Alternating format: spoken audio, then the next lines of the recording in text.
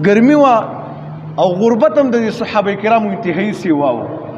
دوی په دغه ټیم کې د خپلو چړلې راتاوې کې کپړې راتاوې کړلې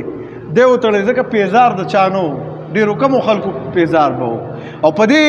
واقعه باندې به صحابه کرام ډېر یریدل هم دا واقعه به بیانولم نه ویل هسې نه چرته کې ریاکارۍ کې را نشي سبا الله رب العالمین وایي چې غذا م کړې وه خو تاسو خو خلکو ته داسې ویلي وو چې یاره مونږ خو غذا وکړله او دارنګه همداسې تللي وو چپلې پیزار هم نه و صرف چړلې هم د خپونو ته وکړې وې په دې به یریدلو مونږ خو یو شپه تهجدو ته راپاڅېږو سهار خلکو ته ویو بېګامې تهجد وکړل والله راپاڅېدلم دې ته هغه ریاکاري ویلې کي صحابه کرامو په دې باندې ډېر زیات یېرېدل. نو هغه موقع باندې صحابه کرام چې کله راواپس شو نبي صلی الله علیه وسلم یو د کیکر ونه وه هغې لاندې دمک وله صحابه کرام یو ځکي سملاسته سبل ځکي نبي صلی الله علیه وسلم خپله توره په دې کیکر ونه کې را ځوړنده کړله او سملاستو دې لاندې غربي خوب ټیم یو مشرک رالو بانډچي و هغه دا توره راواغسته د نبي صلی الله علیه وسلم چې څنګه توره راواغسته د نبي صلی الله علیه وسلم سترګو مبارک پرې راویښې شوې نو نبي صلی الله علیه وسلم ته وایي من یمنعک مني زمانه به دې اوس څوک خلاصوي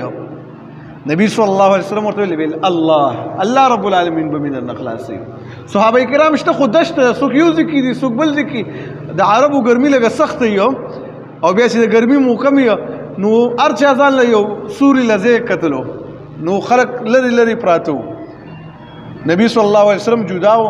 نو چې کله د الله د نوم واورېدل د توره د دې مشرک نه پرېوتله نبی صلی الله علیه وسلم راواغېستله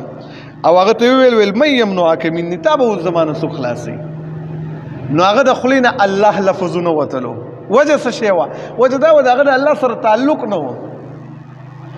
نو بیا هغه نبی صلی الله علیه وسلم ته ویل کن خیر آخذ بهترین اخیستونکی جوړ شه یعنی زما په رنګ بدبخته مه جوړېږه نبی صلی الله علیه وسلم ویل زه د الله دپاره مې معاف کړي لاړو خپل قوم له د دین اسلام دعوت ورکړو ولی وایي زه خو د ډېر غوره سړي طرف نه تاسو له راغلی یم دا سړي د طرفه راغلی یم چې ما د هغه د قتل اراده کړې وه